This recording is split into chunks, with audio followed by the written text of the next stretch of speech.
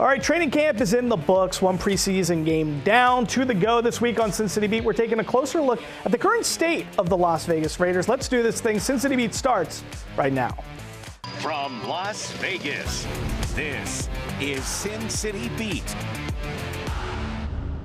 Well, hello and welcome. Thanks for joining us on Sin City Beat. I'm Mike Davis. Welcome in. Sin City Beat is the show that dissects the Vegas sports world through the eyes of the sports reporters and storytellers leading the charge. On today's show, we're examining the current state of the Las Vegas Raiders. Here to help us out with that examination are doctors on the panel. Today we have Vince Sapienza, anchor and reporter with Fox 5 Las Vegas, and a first-timer, Fox 5 Las Vegas sports director Kevin Bolinger. We're so glad to have him. And from ESPN Las Vegas, the host of Unnecessary Roughness on Raider Nation Radio, the great Q Myers. Thanks, guys, for being here. So excited to have you all here for this. So let's kick this baby off. The biggest question mark for this team right now is, of course, the quarterback situation. Gardner Minshew versus Aiden O'Connell. As they say, if you have two quarterbacks, well, then you have none. The decision is looming and expected to come after the Cowboys preseason game. Now, Kevin, let me start with you. Who should be QB1 and who will be QB1? To me, it is a different answer for both. In watching training camp, Q was with me down in Costa Mesa the whole time. I think Gardner Minshew performed better during training camp. Not by, he didn't separate himself by a lot, but I thought he was more consistent. And I think that also the fact that he can use his legs and get out of the pocket will be very helpful, especially in weeks 1 and 2 when you're going up against Bosa and Mack in week 1 on the Chargers, and then you're going to Baltimore and playing that defense. To have somebody who can extend plays when they break down is key. So in my eyes, it should be Gardner Minshew. But I believe that it will be Aiden O'Connell when it's all said and done. Now, what way is the wind blowing? What way is the wind blowing? That's the decision. Now, let's just talk about this. Gardner signed that 2-year deal, $25 million, $15 million, guaranteed. So I guess it's not too much money where you have to play that guy. Right. What about you guys? I mean, where do you stand since training camp and now after one preseason It's tough. It really is, because I think Kevin would agree. What we saw them do in Costa Mesa wasn't as good as what they did in the preseason game, right? They looked better in the preseason game than they did in training camp. And so I was questioning, like, oh, boy, this is not looking too good. And then all of a sudden they have a really good game, but it was in a small sample size. For me, what I saw in the preseason game that separated the two, and this is just for me, was a third down play, 3rd and 7, that Minshew was able to pick up the first down with his legs. And then that led to a touchdown drive. So to me, that's a difference maker for a team that struggles to score touchdowns, to be able to have that element. But you also look at Aiden O'Connell to do a 75-yard drive or start at the 5-yard line and get all the way down the field. He didn't get a touchdown. He ended up settling for a field goal.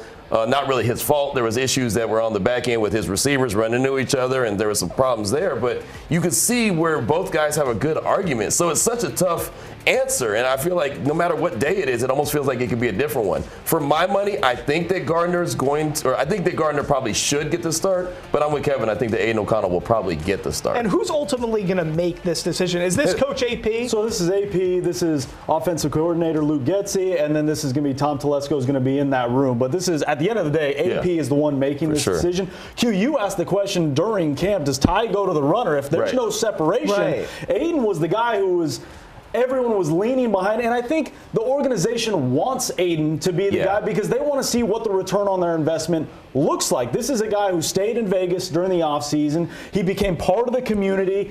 Fans kind of rallied around him. They saw him at events. They saw him at UNLV, the Volleyball Thrill. They kind of put their arms around him. He's also a draft pick.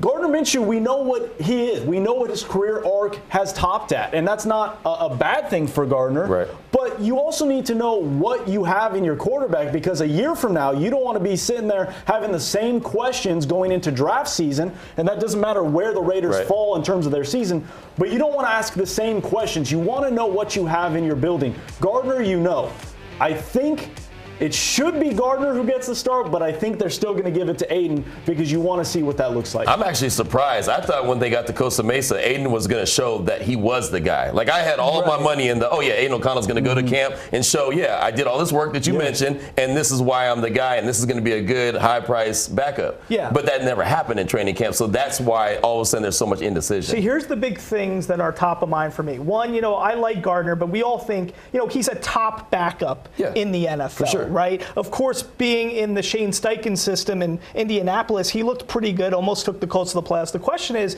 crafting the balance between trying to win now and then also trying to have that subplot underneath everything. What do we have in our quarterback? You know, those are two things working against each other in an NFL season when you should be trying to just win games, right? That's all they have to do. That's all they can be doing. But the biggest question is, no matter who they select, the question then becomes, what is the patience on each player? Yeah. Is the patience for Gardner Minshew different than Aiden O'Connell? Because if it is, then that leash is either longer or shorter when, you know, a rough patch. Because let's face it, the first 8 weeks of the season ain't no walk in the park for the Raiders. I mean, It is a tough schedule, starting 2 on the road with the Harbaugh brothers. And Antonio Pierce said something interesting at the end of training camp. He also said it in our sit-down interview that we did for Raiders pregame live. Once he makes the decision on QB1, that's his guy until he has to do otherwise because of an injury or because if play becomes so bad that he has to make a change.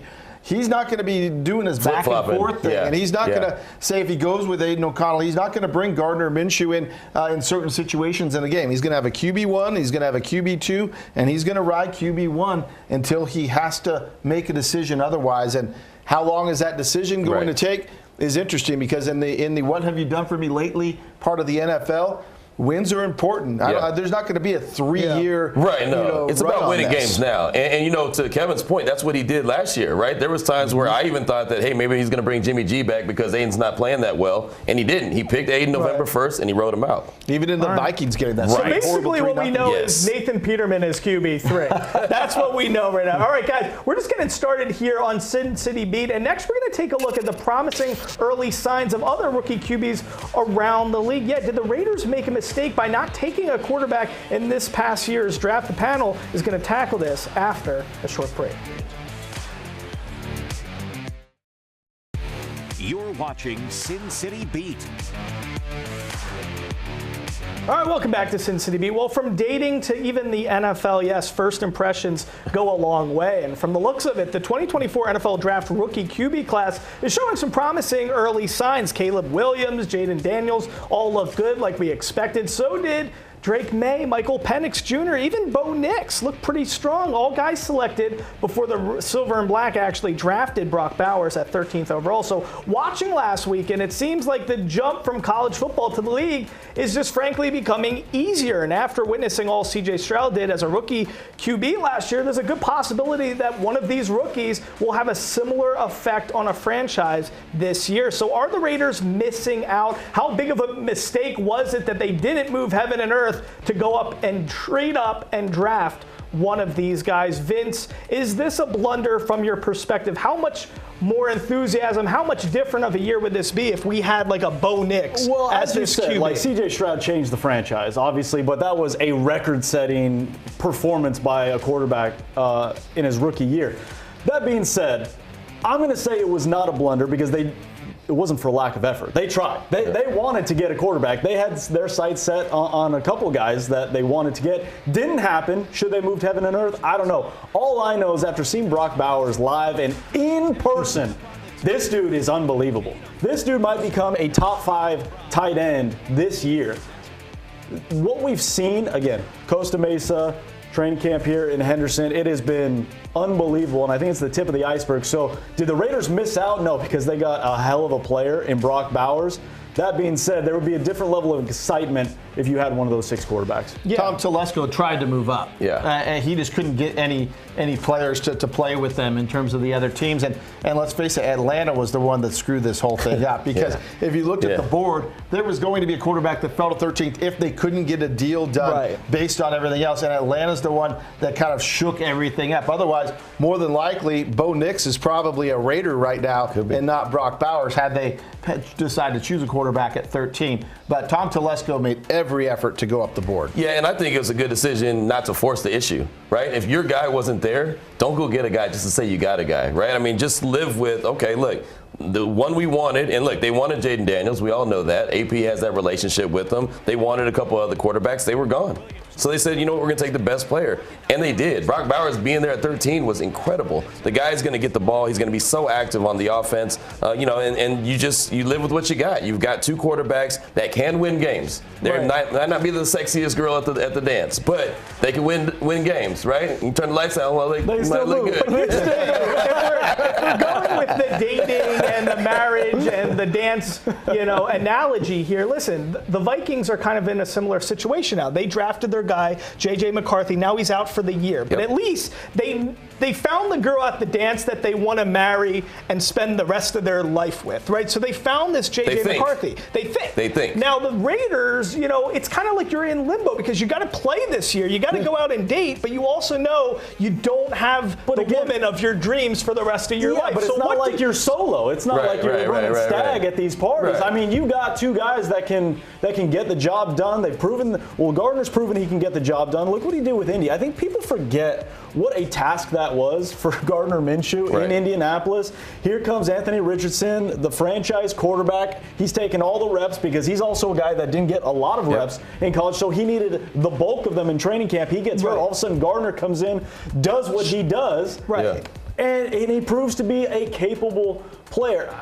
Again, you can't force it's just like the Raiders have done that for years. They've gotten like Alex Leatherwood. They grabbed him to grab him because they needed a right tackle. And guess what? That was a bad grab. And I agree. I'm just playing devil's advocate. But let me just ask this, because even the Jets, dysfunctional franchise, because you have Aaron Rodgers as your QB, there's a confidence and a belief that you have, that you harbor, that we actually could win a Super Bowl because we have Aaron Rodgers. When you're on the Raiders and you're looking at those 2 quarterbacks, how do you have the belief in yourself right now that you actually can compete for a Super Bowl? Do these players feel that with Aiden O'Connell and Gardner Minshew at the helm? Because the Raiders' identity on offense is to run the football. They want to run the football. They want it's going to be very run heavy, and they want their quarterbacks, at least this season, to not turn the ball over. And if they can not make mistakes and run this offense the way it's designed and get Zeus the carries that they want to get, and they believe that he can be the number 1 back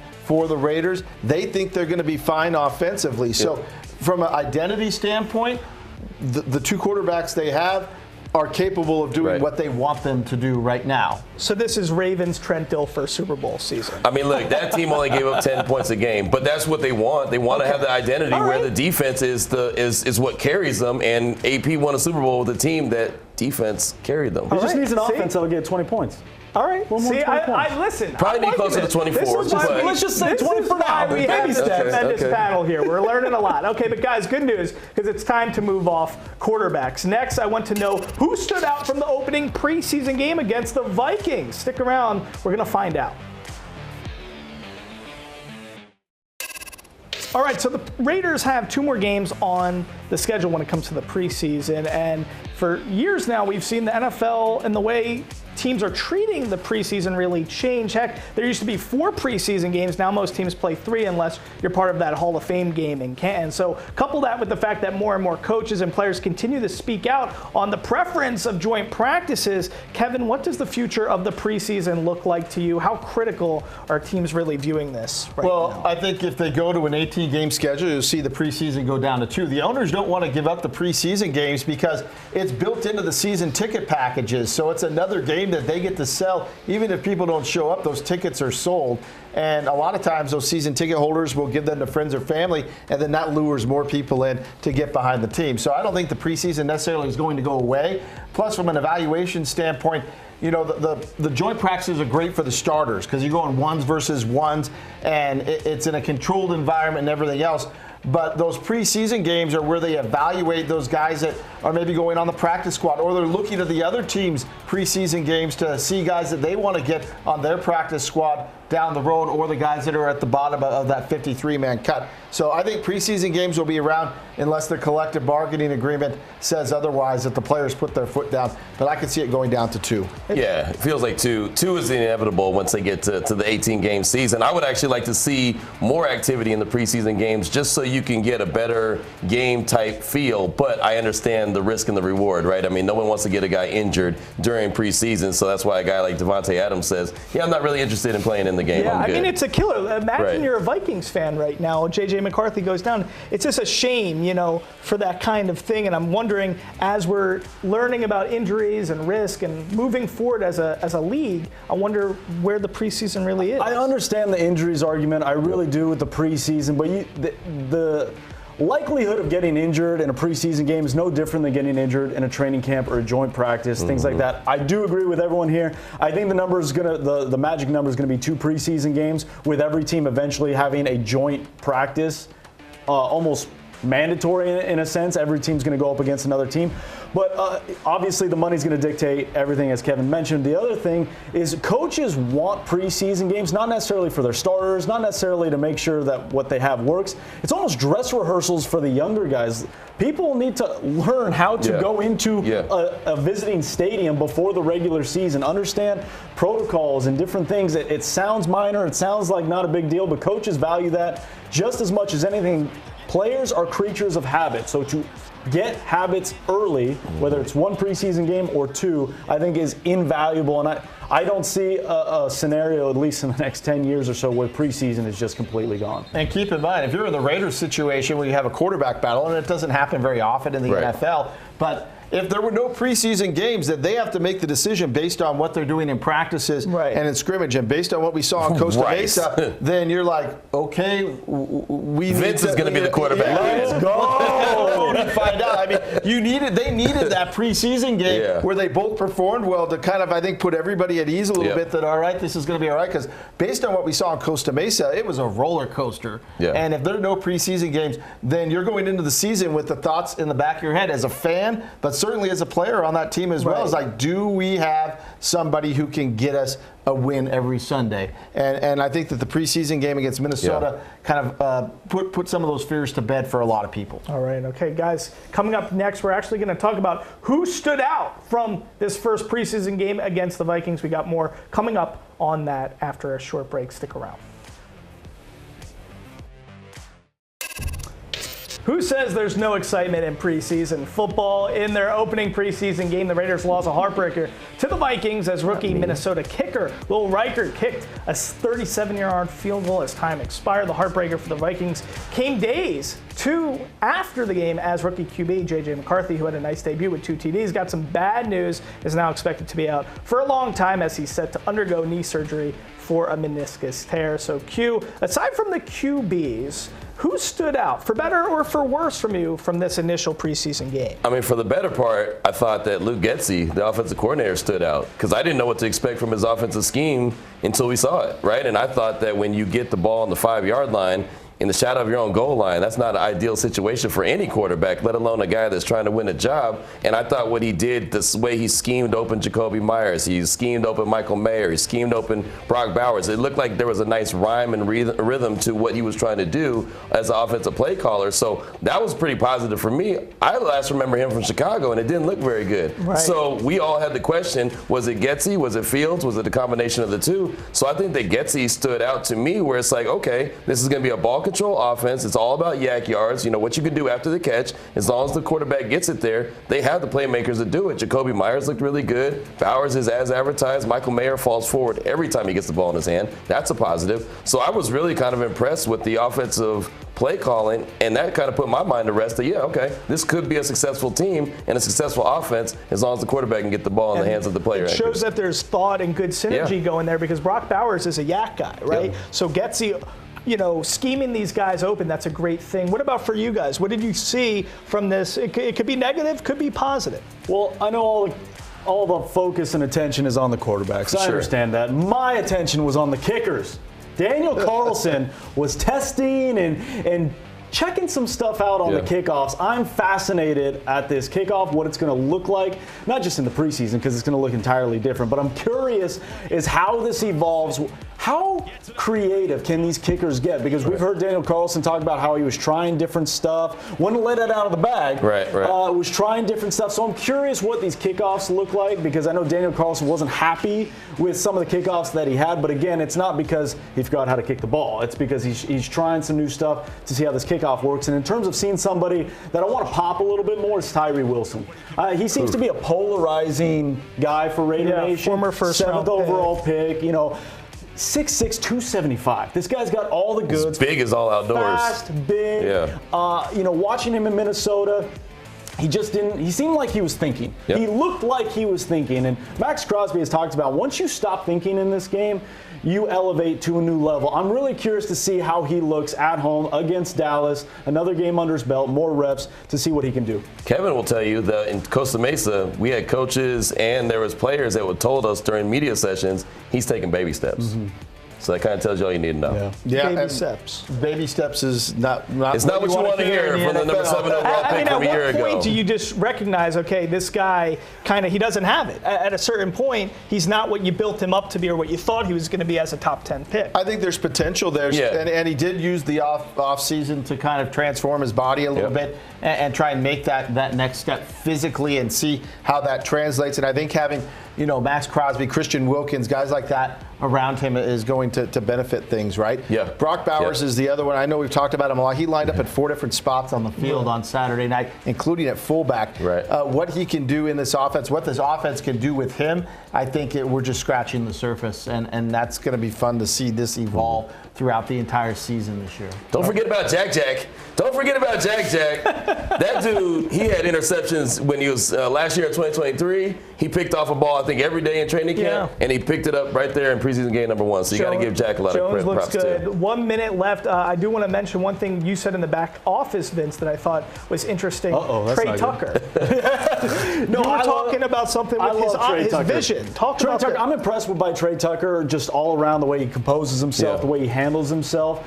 His body changed. It's very obvious this year compared to last year, his rookie year. But he got LASIK surgery in the offseason. I don't know if he wanted that out there, but it is out there now. Apparently he was nearsighted, so he had trouble seeing things from afar distances. And when a guy who catches deep balls, that seems like a problem. That's fixed. Who knows how far this guy could go? Listen, I love that. A little great nugget here on Sin City Beat. This is what it's all about. Q, Vince, Kevin, thank you guys so much for joining the panel. We love having you guys. Check us out. We're going to see here next week on Sin City Beat a lot of silver and black we're going to be discussing all season long. I'm Mike Davis. We'll see you next time. Have a great rest of the week.